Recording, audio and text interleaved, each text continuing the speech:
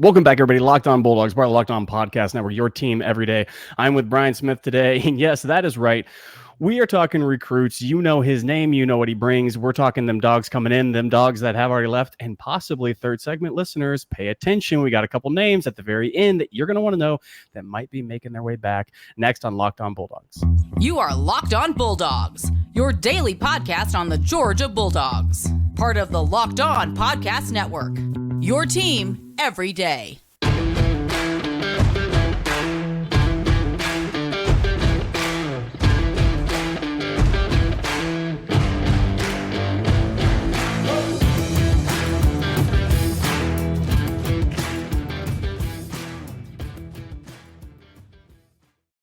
We are back. Brian Smith with us today. And guess what? Recruits. Well, there's a lot of news happening. Yes. Always is.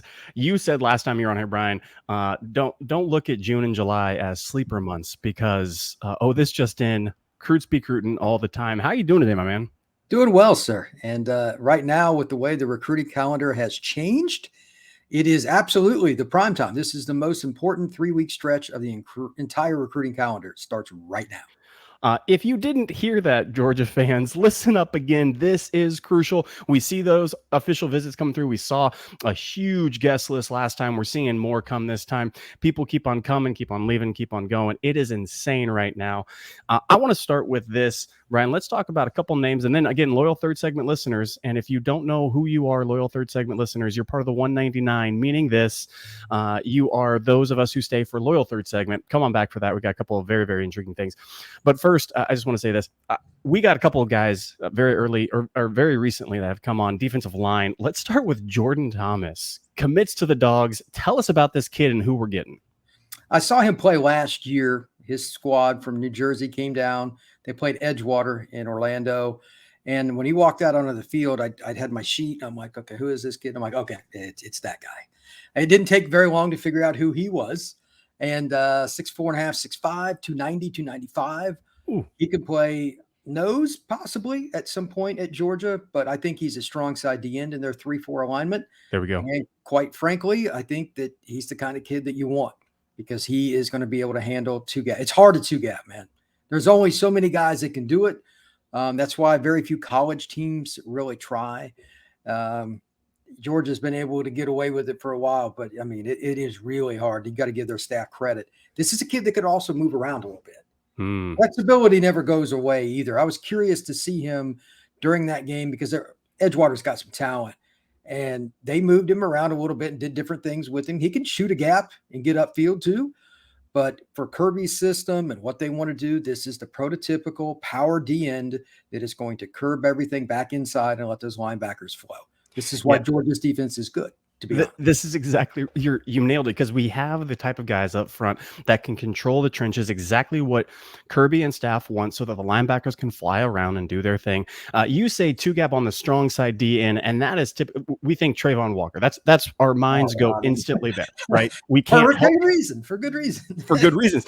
So I see this guy 6'5", 290, 295, and I go, okay, and he can control those two guys. Now Jordan Davis was the true clogger in the middle that just took. That's not a normal comparison for anybody. Though. No. Unique as it gets. We use that seldomly on this podcast. That is a and different. You should. Yes. You should. So this guy, Jordan Thomas, comes in, and when you say able to control two gaps, shoot that one gap, that strong side D in that Trayvon Walker, that even Zion Logue possibly doing that this year, or guys before Devontae Wyatt who made a career out of that and then went to the league. Like we were all on the explosiveness of that. Are you talking strength as in holding the anchor point of attack, or strength as explosiveness, or a little bit of both? A little bit of both. Right now, he's more power. They didn't ask him to do a whole lot in terms of just see ball, kill ball. But at the high school level, that's pretty much the way it is. Nobody's going to block him consistently one-on-one. Let's be realistic. Edgewater was able to beat his squad because they had more overall talent, but they didn't exactly make a living running right at him the entire night either. You got to mix it up. And Edgewater's very well coached. But when he had a chance to go one-on-one, he held his own against really good football players, and he made plays in the backfield too. So I look at him as a guy that's long-term, a possible NFL player at a spot that's really critical. That's the bottom line. Georgia develops, let's be honest now. Not many teams develop D-line better than the Dogs. I mean, you got to at least say they're top 5 conservatively. And I know they get a lot of talent to begin with, but they do something with it. It's not wasted. So I think he's got a chance to be at least a 1, if not a 2-year starter at UGA. That is fantastic. And just the last note on Jordan Thomas, because it deserves repeating. A lot of Georgia fans were scratching their head when Fran Brown came on staff. And y'all, the northeast sector, the corridor, that Fran Brown, Trey Scott, who we know Trey can do that. But we're talking recruiting guys on staff at Georgia that love this part. Just soak up this part of the game. And so Jordan Thomas is one of those guys that comes in because of the incredible recruiting prowess of a Dre Scott, of a Fran Brown, of the man himself, Kirby Smart. That's exciting to hear that we have that type of anchor point and explosiveness. And yeah, how you make a name for yourself in high school is just say, I'm unblockable. And then when I get into the SEC, because there's going to be dudes on the offensive line, now you can scheme with me as well as a cohesive unit. And that's really incredible for Jordan going forward. Hey, we're going to come back after this, and we're going to talk about another name that Bulldogs need to know because he is in the fold. But first, I want to talk to you about Birddogs. Birddogs is fantastic. If you don't know who they are, get over right now, birddogs.com, and get in on these shorts. They are breathable. They are fantastic. They are some of the best shorts that I've ever put on. Actually, scratch that, the best shorts I've ever put on. They are wicking material. They are breathable. They are beautiful in all facets of whatever they do. Birddogs, get over there right now, birddogs.com/lockedoncollege, and you're going to get a free Yeti style tumbler with every single order. Birddogs.com/lockedoncollege. You're not going to want to take these off. How do I know? Because again, I wear them almost every single day. They are great on the golf course. They are great for working out. They're great for just walking down the street, hanging out at home with the kids. Whatever you do, Birddogs is it. They are not the dad shorts. They are not your normal khakis. They are something completely different. And right now, birddogs.com has everything that you need to get those shorts right to you. Best shorts. Don't go Lululemon. Go these. Birddogs.com/lockedoncollege for your free Yeti style tumbler with every single order. Birddogs.com/lockedoncollege.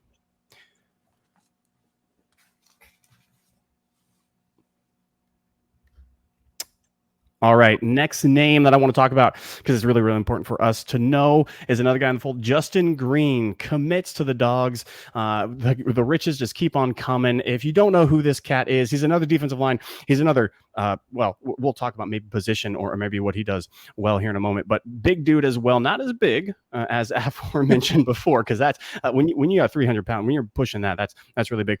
So who do we get? Justin Green, 6'4.5", 260, out of Lawrenceville, Georgia, Mountain View. What do we get when we talk about Lawrence? He is a very unique kid that can play multiple spots already. He's been coached well. He's from the Beaufort area, so it's not unfamiliar territory for the Dogs or for any of the SEC schools recruiting Greater Gwinnett in that area. But he's been on the scene for a couple of years. I mean, Notre Dame went after him early. You know what I mean? Like, everybody's recruited this kid nationally. So that's first off. You're getting a dude. Auburn, Alabama, everybody scouted this kid and went after him. What I liked best about him is that he could play power, he could play speed, he could rush off like a speed rush, then on the next one, 2-hand bull rush and just throw a guy down. Very versatile. And again, if you're going to run 3-man line, you got to have some of these guys. I would think he is in the down position, the weak side DN, not the stand up, but hand in the dirt, weak side for the Dogs. He'll be a 275, 280 kid that can play pretty early, super athletic. And I don't think there's any doubt that when you watch, like, you can just put in 2-3 plays and it's kind of like, okay. I mean, he's playing against Atlanta kids and dominating. So, I mean, it's one of the top 5 cities in the country for college prospects. Now, when you say that, Dog fans just lit up because he's down. He's in the middle of that SEC country. He's in Atlanta that does have just an embarrassment of riches. And all of a sudden, he's dominating kids. And when you're talking technique, you're talking those moves already, because that is, if you look at, I was surprised. That is where it's at. Like, again, we say every single time with these recruits, okay, you go from high school where you are the top 1%, right? You were just the boss hog on all these teams, and you get into the SEC and you're like, oh wait, these are all the guys that are top 1% as well. I am no longer an anomaly, right? So you could do that at high school. You can just have size and freak athleticism, which is great. You have to have that. But then when you start talking, this kid's already developing skills and a pass rush repertoire where he has different moves. Okay. Now that's something totally different than what typically comes into college, where you do have to develop him. You do have to grow him. He already has that. Is that something? Is that pedigree for him? Is that coaching for him? What is that? Just a kid who just loves the game so much that he's already learning it and digesting it. Tell me about this kid's personality a little bit. It looks like to me he's been coached for a long time. I know one of the guys that's been around him, but that doesn't mean just because he had the skills to give to the young man that he would soak him up and take him. A lot of the kids that I see, they're in the same camp settings. They have the same trainers, but certain kids go way ahead. Why? How much do you want it?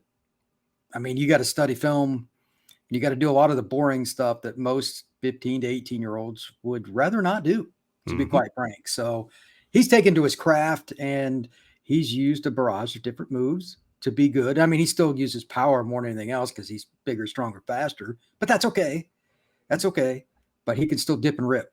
If you can just do that basic move and you're a power dude that can also run over somebody, you cause a lot of problems. And I just don't see how he's going to stay off the field beyond, like, maybe he won't start or something as a freshman for Georgia. I'm not saying that, but he's going to play early and he'll be in their rotation by no later than his sophomore year. And see, Michael Williams last year was in a rotation. He showed up in the Ohio State game. Special dude. He's even better. That guy's like, holy cow, good. We are on this podcast and we have made reference that if you don't know that Michael Williams season is coming this year, he's going to be one of the best players in the country. Buckle up. It's going to be a lot of fun. But we saw that. And then this year, G-Day, we did see that. You said the dip and rip, that flex, that when we talk about bending at the hip, that Damon Wilson, that Mpemba type deal coming off the edge. If you have that with elite athleticism and strength and the go get itness, just get after it. Those are intangible things. And again, Kirby Smart, people can lie to their face of kids that don't fit the culture out there. We've seen a number of kids leave because of incidences that happen in the locker room because they aren't the kids that they kind of just want things handed to them. And he's like, no, you're gonna have to go work for it. Get after it. Good for him, by the way. Good for him. 100%. There's a we don't want to disparage names, but there is a kid who now plays at the Pac-12 that did play on Georgia last year that cannot cut it because he did not want to put in the time and he thought he was deserved things, and other players got after him and he got after them in a way that wasn't good, and he's no longer with the team. These are the types of players, when you've been coached for a while, you want to be coached, you know how to be coached. It changes the game entirely. Brian, we're going to come back after our last break and do a third segment in which you're going to give us a couple names. But before we do, I want to get your take. Dylan Raiola comes to Buford. We get the news. Yeah. He's coming on over to Georgia. He's playing high school ball. What are Dog fans to make of this, other than being able to maybe go to a high school game and seeing their recruit come in, which is like cool? What are we to make about this in the changing landscape of college football? I think that he wants to be challenged. He played in Phoenix, which is a rising city. There's a lot of talent in Phoenix, but it's not in the same stratosphere as like the greater Gwinnett County. And, the north side of Atlanta by itself is better than the 90% of the states in the country. It just is. And he's going to be going against a schedule that's legit. Buford doesn't, really worry about who they play because they're Buford. And he's got at least 2 other 5-stars off the top of my head just on his own squad, Houston and Bolden. He wants to be around guys. And that's part of the process, man. You want to go out and win. You want to show what you can do. And I actually talked to a guy that covers another Georgia site recently. He's like, there's no film of this kid, really. I don't know what to see. We're going to get to see plenty now. So, so that'll be fun. That'll be fun, man. I'm looking forward to it. I was talking to KJ Bolden about that the other day, going to pick out which one to go see because, they play so many good teams. It's especially true now. Especially true. My phone has been with people that have been on the news and been on the ground talking about this for a couple of days now, a couple of weeks, saying that it is a possibility. And sure enough, it drops, and he is, and that's going to be exciting for all y'all down there. Go see a game. But I just beg you all, Georgia fan, remember, these are kids. They are pursuing their dreams. That's right. Do not mess with their lives. He's going to have a bad game. This is the Arch Manning effect. People are like, oh, Arch Manning doesn't come in. And then he had a bad game. It's like, oh, this guy's trash. Please stop. Just stop. Again, kids, they're in high school. Let them have fun. Let them enjoy the process. This is part of the process for Dylan Raiola and his family. We're going to come back after this and drop a couple names for the 199 right after this. We are back and we are dropping a couple of names. And again, if you are not part of the 199, go over to bonfire.com/store/the199, get some merch. We have Kirby Death March incoming. We have I Speak Kirbanese, as well as bottles and buckets for t-shirts. If you don't know what a bottle and bucket is, SEC games, you need a bucket for anything that may come out of your body. You need a bottle for those times that you're celebrating. Get those t-shirts, bonfire.com/store/the199 for that. Thank you for being here, loyal third segment listeners. Brian, I give you the floor. You got a couple intel pieces. You got a couple nuggets for our dog fans. Give it to us. As most people know, Florida and Georgia have battled for the same kids for 100 years because they recruit the same areas. It's not anything surprising. A couple interesting notes here. Right now, Florida has more commitments from Georgia than they do Florida, and Georgia has about as many kids from Florida as they do from Georgia. It's bizarre. Recruiting has changed a lot. 2023 would be wilding. It is. It really is. The kid that committed to Florida the other day I don't think that one is over. And from making a few phone calls and stuff, it's probably not. Makai Borough, the nose guard, Creekside, south side of Atlanta, committed to Florida. He's a very fast rising nose guard. He's a pure nose. He was 390 at one point. He's down to just under 350. He's put in the time. But even though he committed to UF on Monday, he's already been back to UGA, which is bizarre. And I know for a fact that Georgia's made it clear that they're going to go after him all the way. So there aren't very many zero techniques.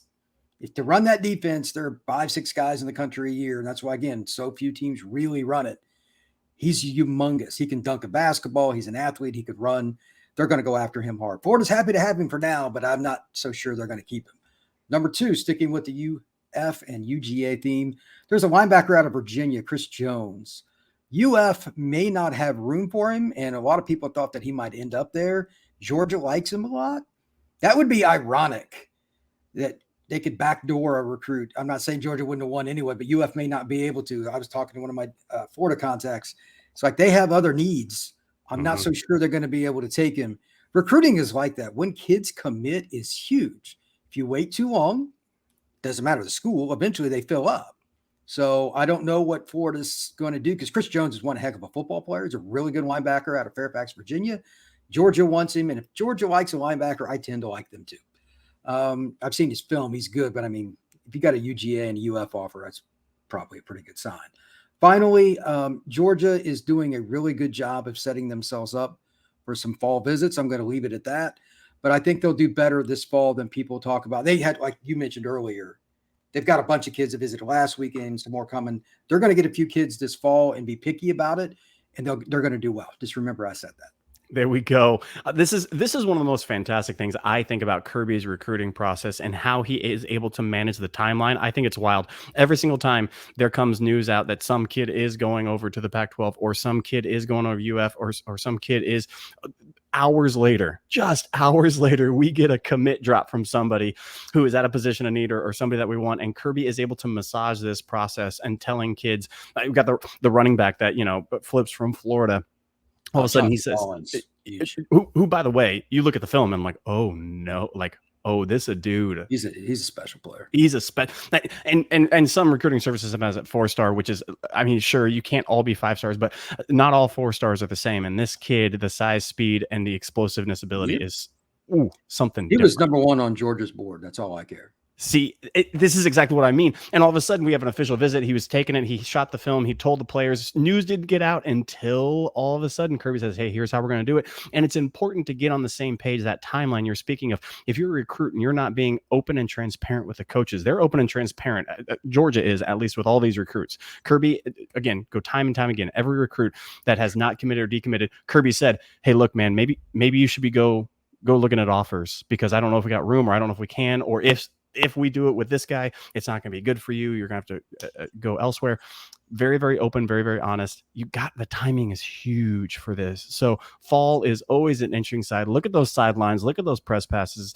Y'all look who's on the sideline passes for UGA visitors list, because it is very important. This is Brian Smith. He does recruiting. He's a guru on it. He's fantastic. Brian, where can the people find you and interact with you? At FBScout_Florida, whether it's YouTube or Twitter, that's where you're going to find me the most. A little bit of Instagram too.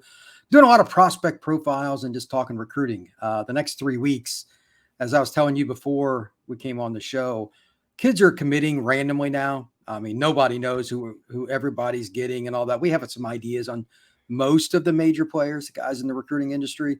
But at this point, because kids take visits, even a UGA commit, I mean, there can be a kid that could announce something Kirby didn't know. It's not out of the realm. It's just that it's really random. So the next few weeks between now and say the 20th of July, maybe at least the 15th, anything can happen, brother. And it's going to be a lot of recruiting news.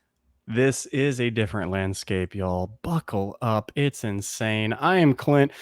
He is Brian. Thanks for joining Locked On Bulldogs, part of the Locked On Podcast Network, your team every day. And we'll see y'all next time.